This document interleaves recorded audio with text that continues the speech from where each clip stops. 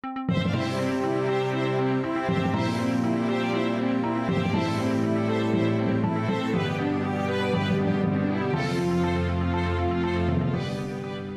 up, Taiwan? I'm Erika Liu with 10 minutes of news from here in Taiwan and around the world.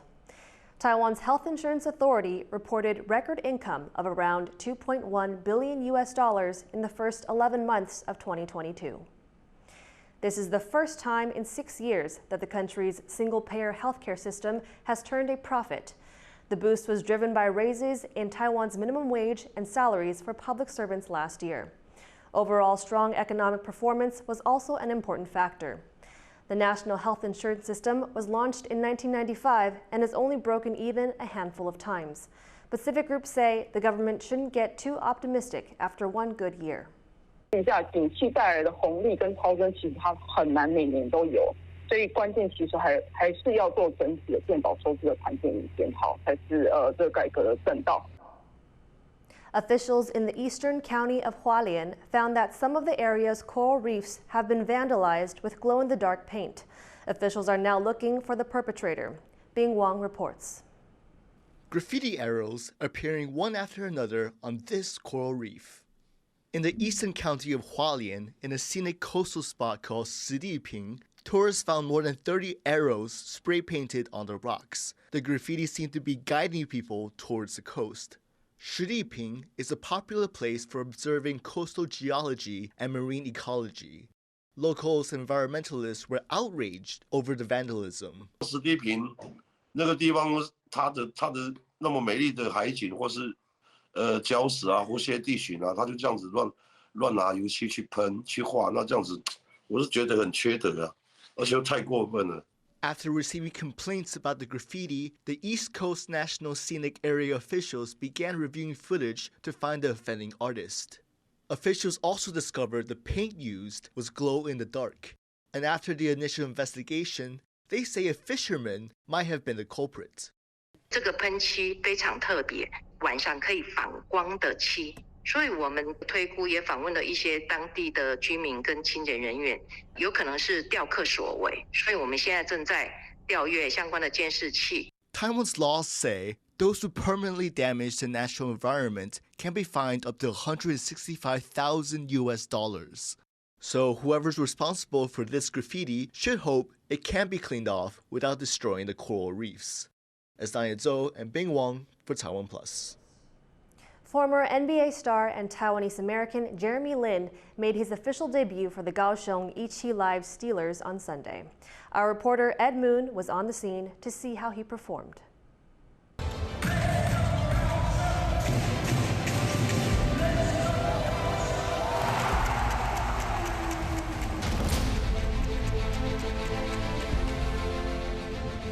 Jeremy Lin has had a long and storied NBA career, from New York to Los Angeles and a championship in Toronto. Now he's starting the next chapter of his career here in Taiwan, and we're at Fengshan Stadium in Kaohsiung for his first game. Ladies and gentlemen, Jeremy Lin.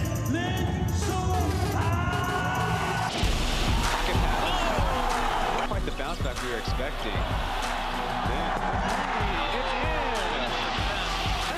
Not easy living there. This time the Harker all net.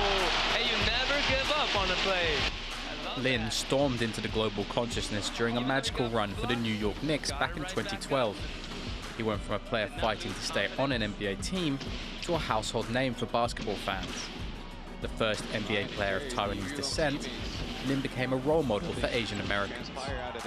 After the NBA, Lin moved to China for several years before signing with the Kaohsiung 17 Live Steelers in Taiwan's Plus League. And it's fair to say, fans are excited.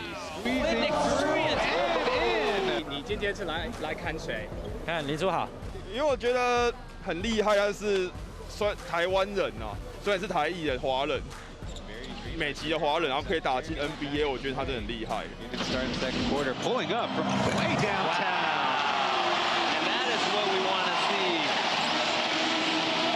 Lin had the fans on their feet right from the start, while reminding everyone of his on-court ability and his leadership skills. The no-looking passes. Little Liu beating a pointer to the cup. Wow. At half-time, Lim was just 1 assist shy of a double-double, leaving fans eager for more. 很厉害，他今天很厉害。最后我猜应该是24分了，差不多24分到28分之间。应该也会24分，应该。Tough turnaround shot. He gets it through. Well, they weren't far off. Lin finished with an impressive stat line of 21 points and 13 assists, leading the Steelers to a 95-80 victory over the Formosa Dreamers, and earning some most valuable player chants from the crowd.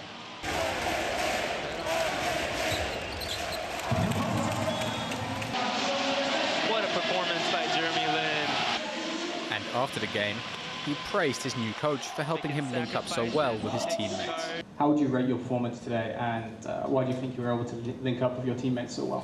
可能我们都在，就是有一点尴尬，包括今天就是也是他们守联防的时候，突然就是龙哥也教了我们一些很基本的原则，然后这是我第一次跟他们打联防的，所以都是要一边打一边学，一边打一边学。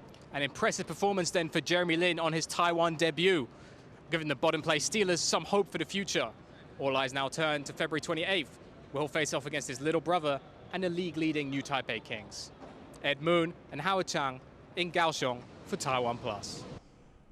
An annual marathon on Taiwan's offshore island of Kinmen was back on over the weekend. It's the first time the event has taken place since the COVID-19 pandemic. The race kicked off on Sunday with around 8,000 people taking part. It's the 16th time the marathon has been held. This year's route went over a bridge completed last year that connects Kinmen and the neighboring lesser Kinmen Island. One of Taiwan's biggest annual religious events is underway. Attendees of the Baishatun Mazu Procession are taking part in a multi-day trek across central Taiwan. There's been record attendance this year, including some famous faces. Jean Van Trieste has the details. It's well past midnight, but people here are just getting started. This was the scene at Baishatun Gongtian Temple in Miaoli County early on Sunday. From here, thousands of devotees of the sea goddess Mazu are setting off on an annual procession. Over the next 9 days or so, they'll march hundreds of kilometers in a loop between two famous Mazu temples in central Taiwan. It's one of the country's biggest religious events, and one of its most unpredictable. The goddess herself is said to direct the parade route. Worshippers carrying her statue on a throne say they feel the goddess guiding them. They stop and start, turn, and make detours as they feel inspired to. This means the exact route is always different, and no one can be sure how long the journey will take. Even those who tag along for just part of the route can face a tough slog, but devotees are willing to go through significant hardship for the goddess's blessing.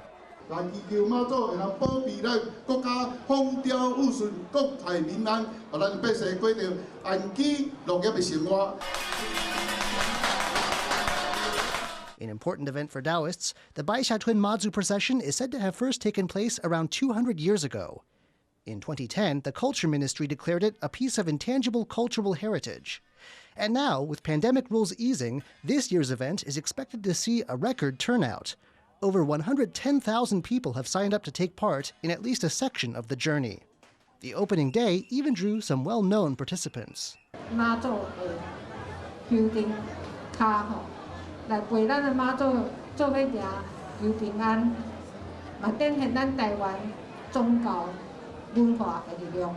Also in attendance was Turkish-born Taiwanese TV presenter Rifat.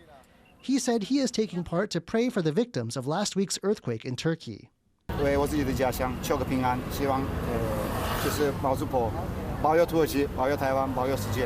procession is expected to wrap up next Monday, but worshippers say only the goddess herself can know for sure.